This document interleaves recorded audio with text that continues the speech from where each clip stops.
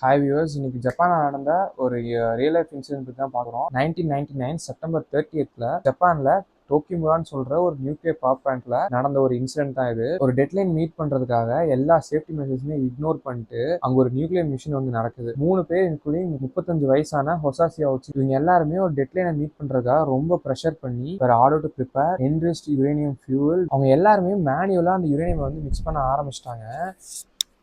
எந்த ஒரு ப்ராப்பரான டூல்ஸுமே இல்லாமல் அதில் என்ன ஆயிடுச்சுன்னா, ஆக்சிடென்ட்லி அவங்க வந்து தப்பான கண்டெய்னரில் 7 மடங்கு யுரேனியம் வந்து ஊற்றிருக்காங்க. அது கொஞ்ச நேரத்திலேயே அது ஒரு கிரிட்டிக்கல் மாஸை வந்து ரீச் பண்ணிடுது. ரீச் பண்ண உடனே ஒரு பெரிய ப்ளூ கலர் பிளாஸ்ட் ஒன்று ஆயிருக்கு.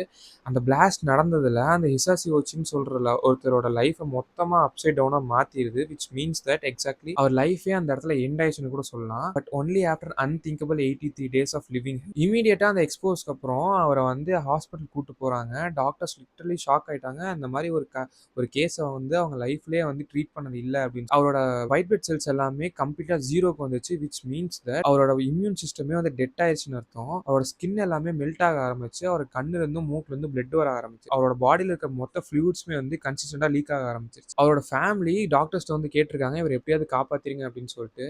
After multiple cardiac arrest doctor still வந்து அவரை வந்து ரிட்டர்ன் கொண்டு வந்திருக்காங்க. ஆனாலுமே நிறைய ட்ரை பண்ணியிருக்காங்க. Skin graft, blood transfusion, stem cell தெரப்பின்னு சொல்லிட்டு இந்த மாதிரி நிறைய ட்ரை பண்ணியிருக்காங்க. ஆக்சுவலி அவரோட ஓன் சிஸ்டர் கூட அவங்களோட ஸ்டெம் செல்ஸை வந்து டொனேட் பண்ணியிருக்காங்க.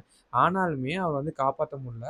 ஆனால் என்ன நடந்துச்சுன்னா, அந்த ரேடியேஷன் மொத்தத்தையுமே வந்து டிஸ்ட்ராய் பண்ணிருச்சு. அவர் பாடி வந்து எந்த ஒரு ஹெல்ப்பையுமே வந்து அக்செப்ட் பண்ணிக்கல. His chromosomes literally broke into pieces. It's a condition that science had never seen it before. He died 3 times in 1 hour. Doctor வந்து ஸ்டில் அவர் வந்து ரிட்டர்ன் கொண்டு வந்திருக்காங்க. அன்டில் டிசம்பர் 21st 1999 அவருக்கு வந்து ஒரு கார்டியாக் அரெஸ்ட்ல கடைசியாக அவர் இறந்து போறாரு. இந்த டோக்கிமுரா இன்சிடென்ட்டுக்கு அப்புறம் அந்த மொத்த வில்லேஜுமே வந்து லாக்டவுனில் போடப்பட்டிருக்கு.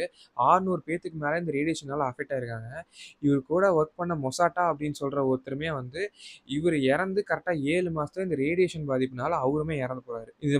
இதுல ஒர்க் பண்ற அந்த 3 பேத்துல 2 பேருமே இறந்துட்டாங்க. ஒரே ஒருத்தர் தான் சர்வைவ் ஆயிருக்காரு. அவரு மேலேயுமே ஒரு பெரிய கிரிமினல் கேஸ் வந்து ஃபைல் பண்ணியிருக்காங்க. இந்த மாதிரி ஒரு டெட்லைனை மீட் பண்றதுக்காக ரொம்ப ப்ரெஷர் கொடுத்து ஃபோர்ஸ் பண்ணி அவங்க வந்து ஒர்க் பண்ண வச்சிருக்காங்க அப்படின்னு சொல்லி. இந்த மிஷினை நடந்த ஜேசிஓ அப்படின்ற ஒரு கம்பெனி பாதிக்கப்பட்ட எல்லா ஃபேமிலிஸ்மே $120 million மேல வந்து பே பண்ணியிருக்காங்க.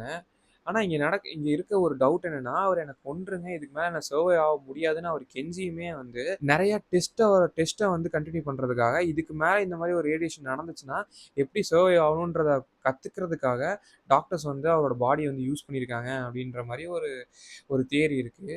பட் இது வந்து கரெக்டா ஒருத்தர் என்னை வந்து விட்டுருங்க அப்படின்னு சொல்லி கெஞ்சியுமே அவங்களோட டெஸ்ட்டுக்காக அவரை யூஸ் பண்ணி ஒரு மெடிக்கல் ரேட் மாதிரி ஒரு மெடிக்கல் டெத் மாதிரி இவரோட கதை வந்து just not radiation of science. இது வந்து ஒரு ஃபெயிலியரான ஒரு மிஷின்னால எவ்வளோ ஒரு பெரிய ப்ராப்ளம்ல வந்து முடியும் அப்படின்னு. It's about ethics, humanity and cause of failure. இந்த aim of research safety ignore பண்ணிட்டா அதோட கான்சிக்வன்சஸ் வந்து எப்படி இருக்கும்னு சொல்லிட்டு இது ஒரு எக்ஸாம்பிளாக முடிஞ்சிருக்கு. அவரோட சாக்ரிஃபைஸ் மாதிரி அவரோட மொத்த ஹிஸ்ட்ரியுமே வந்து அங்கே இருக்கிற ஒரு மியூசியமில் வந்து ரிஜிஸ்டர் பண்ணியிருக்கு. But we should never forget he was a human being, not an experiment. This is unfiltered theory by MN.